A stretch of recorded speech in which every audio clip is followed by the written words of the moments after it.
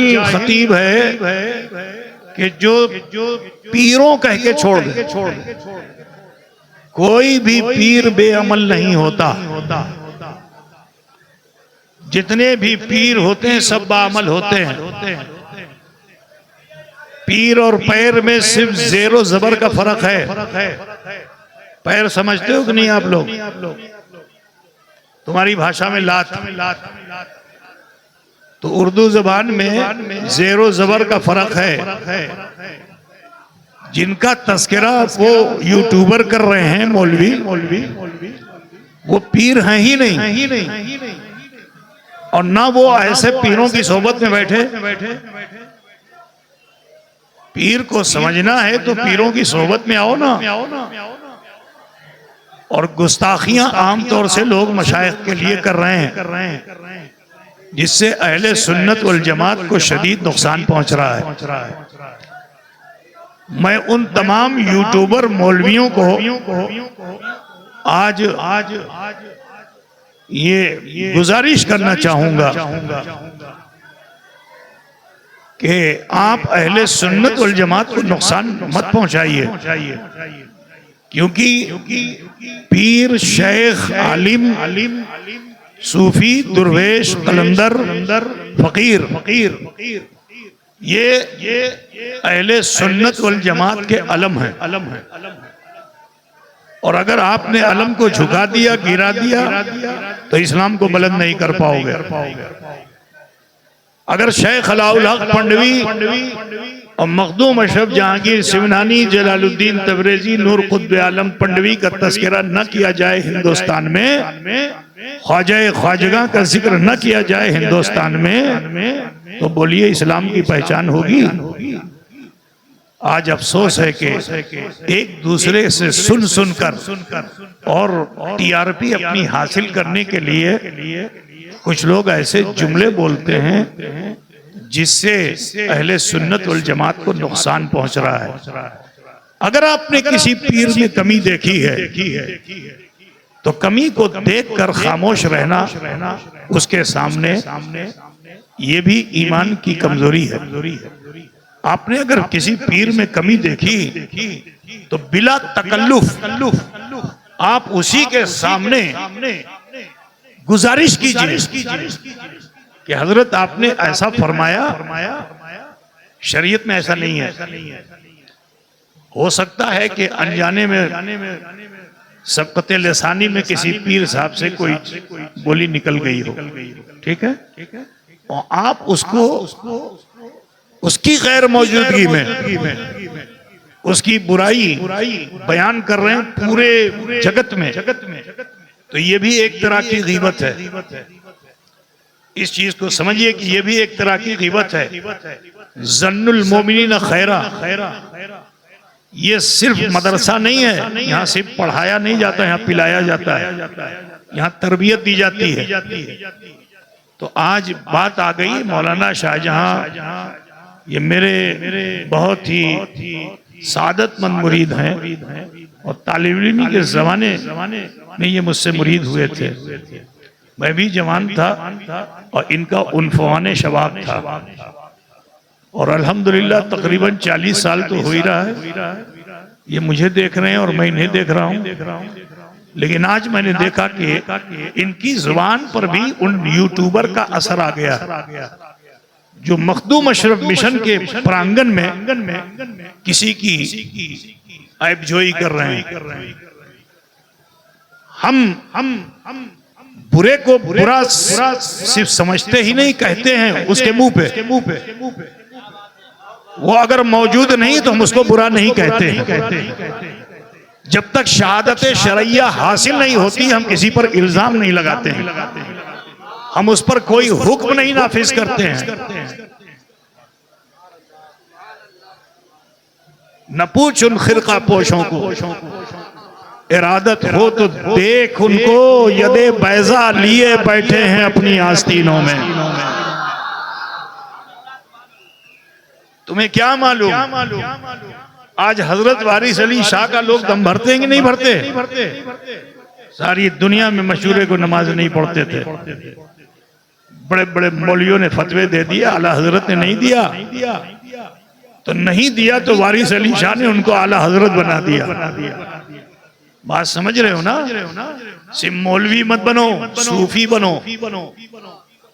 सिर्फ मौलवी मत बनो, बड़े बड़े मुल्ला जलीलो खार हो गए और जहन्नम का ईंधन बन जाएंगे। जरूरत यह है कि ये सिर्फ मदरसा नहीं है, खानकाह है, और वो भी चिश्ती खानकाह है, जहां नफरत किसी से नहीं की जाती, मोहब्बत सबसे की जाती है। तो लिहाजा मैं तमाम उलमा अहले सुन्नत को, तखसीस कोई नहीं है, ये गुजारिश करूंगा खानकाह अशरफिया का एक अदना नुमाइंदा होने की बुनियाद पर कि इस तरह की जुमलेबाजियां करना छोड़ दें।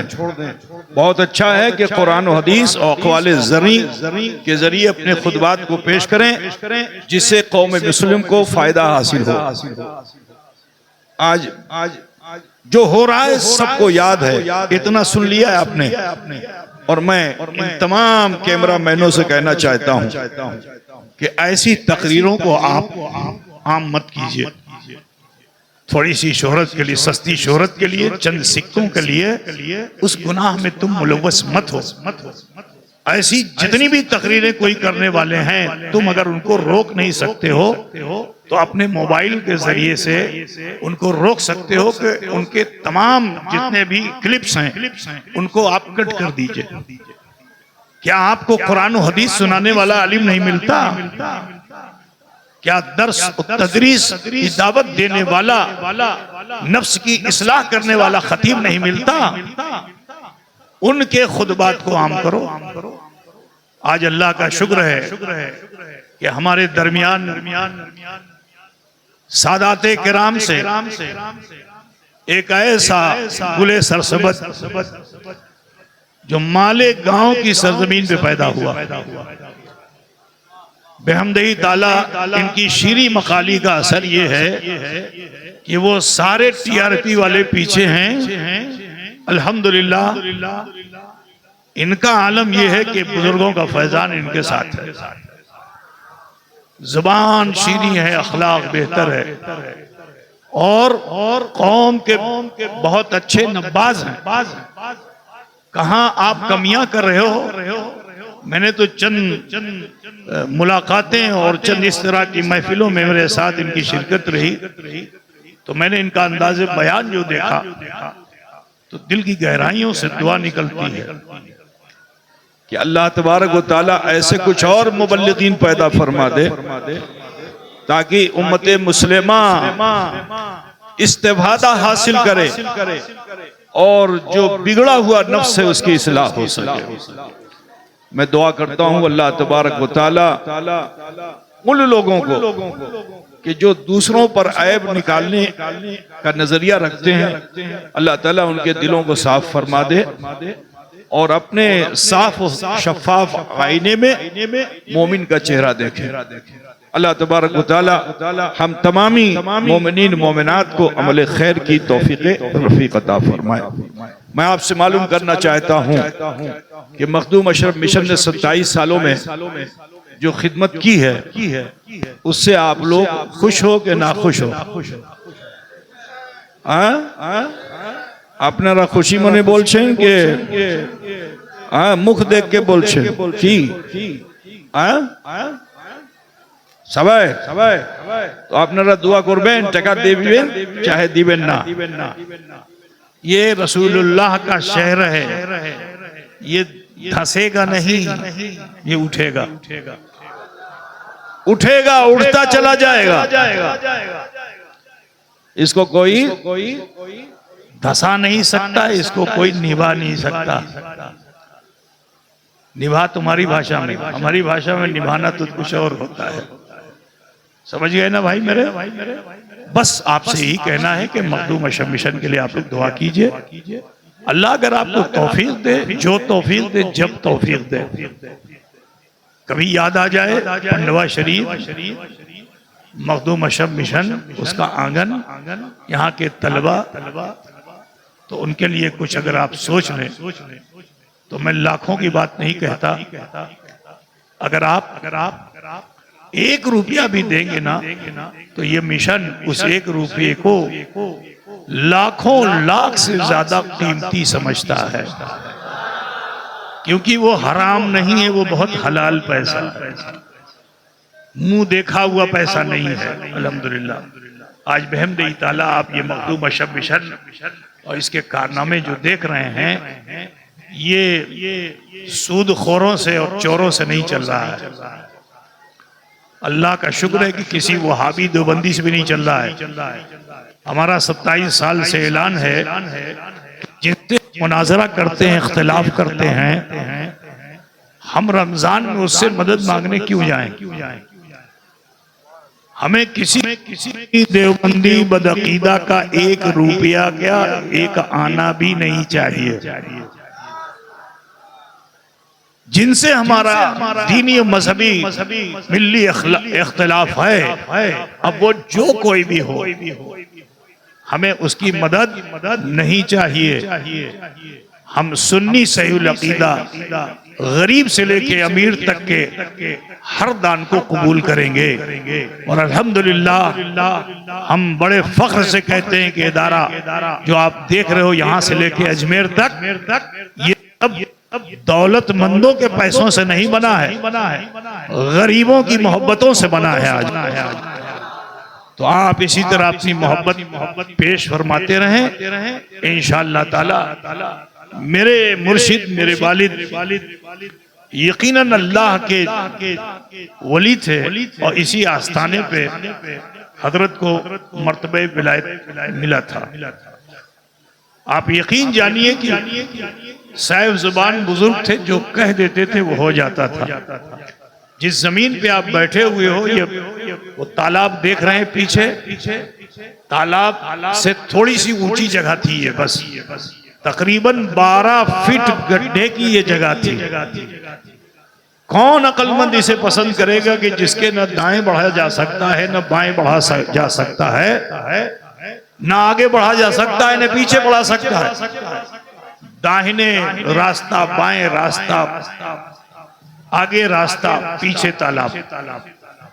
कौन है कि जो फ्यूचर को ना सोचकर हाल में ऐसा अमल कर ले?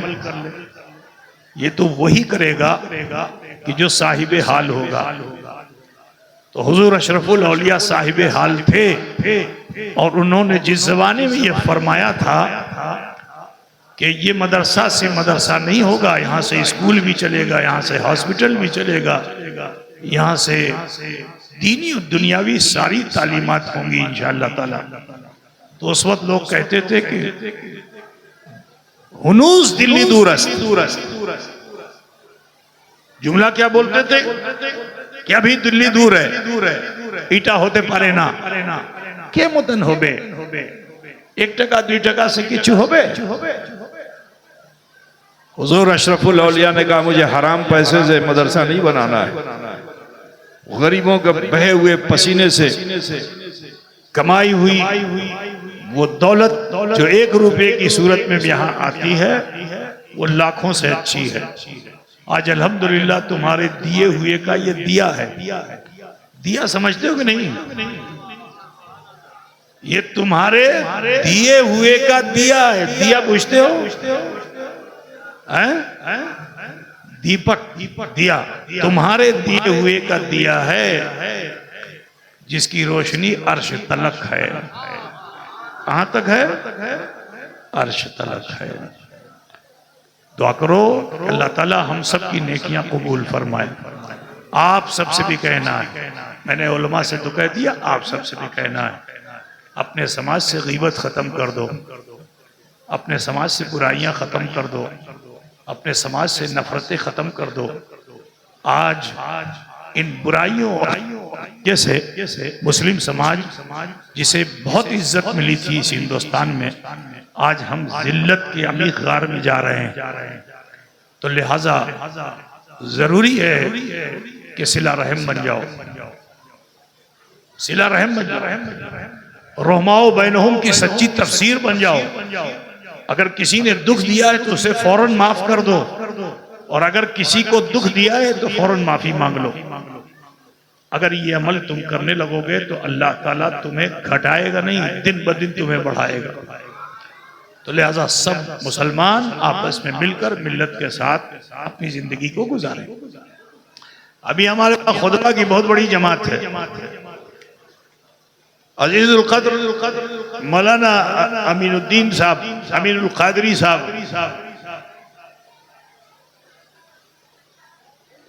जो बहुत लंबा सफर करके, ये बड़े खुश नसीब हैं। अभी मुझे बताया इन्होंने कि मैं कचौछे से आ रहा हूं, बारगाहे अशरफ की चौखट चूम के आ रहा हूं। तो मैं जवाब तो उस वक्त इन्हें नहीं दे सका था क्योंकि जल्दी में था, यहां आना था। लेकिन मैं इनसे कहना चाहता हूं कि अशरफ का फैजान है और हजरत शेख अलाउल हक पडवी रदियल्लाहु ताला अन्हो का करम एहसान है कि उन्होंने डायरेक्ट इधर उधर से नहीं बुलाया। कहा मेरे नूरे नजर लखते जिगर, मेरे जिगर के पारे,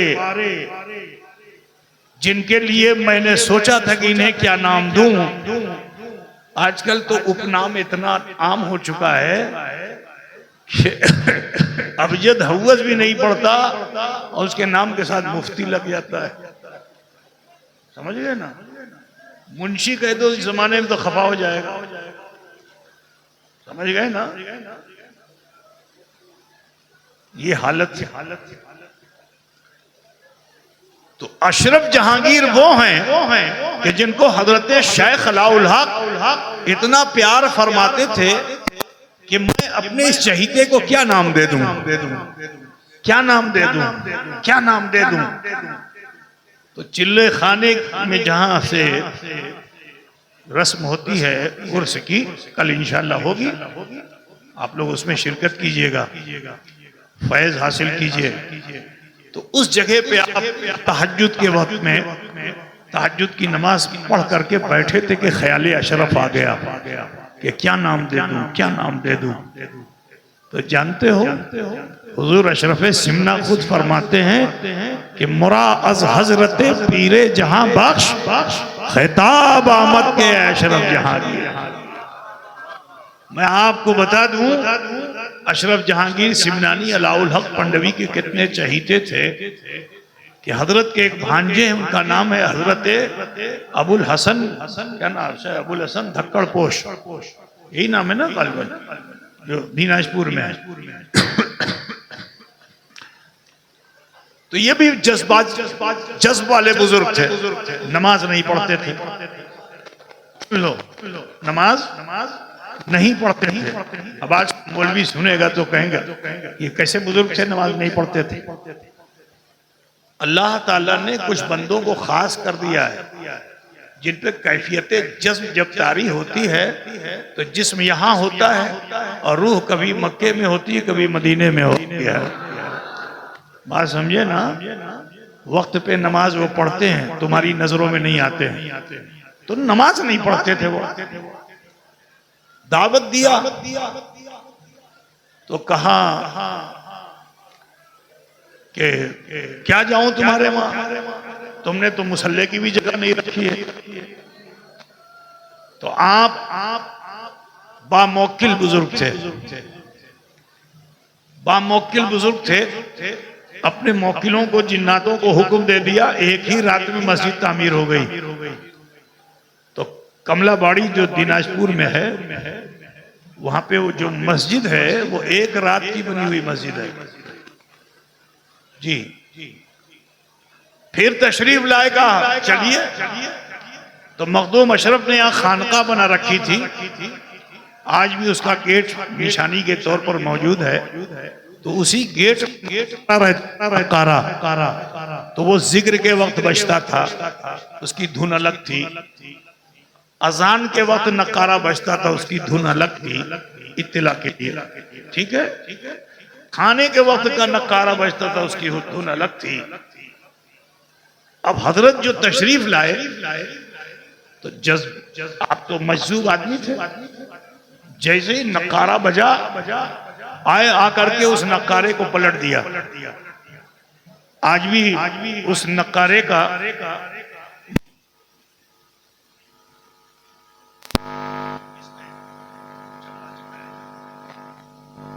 पलट दिया। तो हजरत शेख अलाउल हक पंडवी ने फरमाया कि तुमने मेरे नकारे को पलट दिया, मैंने तेरी नस्ल पलट दी। अब सोचो इतनी बड़ी बद्दुआ दे दी थी, रिश्ते टूट जाते, मगर वो अल्लाह वाले थे। फिर दावत देने के लिए आए, चलिए मुसल्ला तैयार है। हजरत तशरीफ ले गए।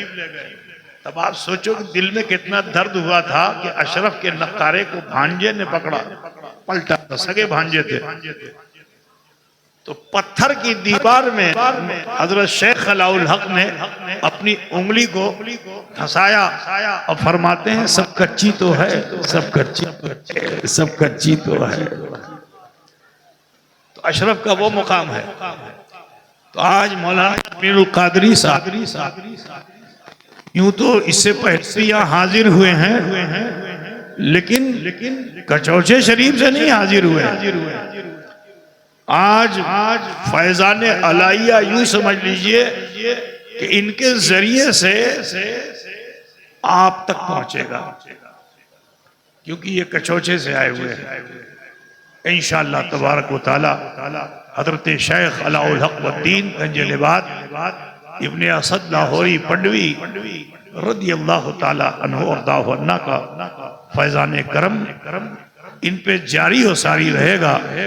और जो काम हुजूर अलाउल हक ने किया था, इंशाअल्लाह उनके छोड़े हुए काम को अमीरुल कादरी इंशाअल्लाह पूरा करते हुए दिखेंगे। दुआ करता हूँ अल्लाह इनकी उम्र में बरकतें अता फरमाए और रब्बे कायनात इनके जरिए से दीन का बड़ा काम ले ले। इन्हीं कलमात के साथ मैं दावत भी देना चाहता हूँ, क्योंकि हजरत की मसरूफियात हैं। तो अभी मेरे पास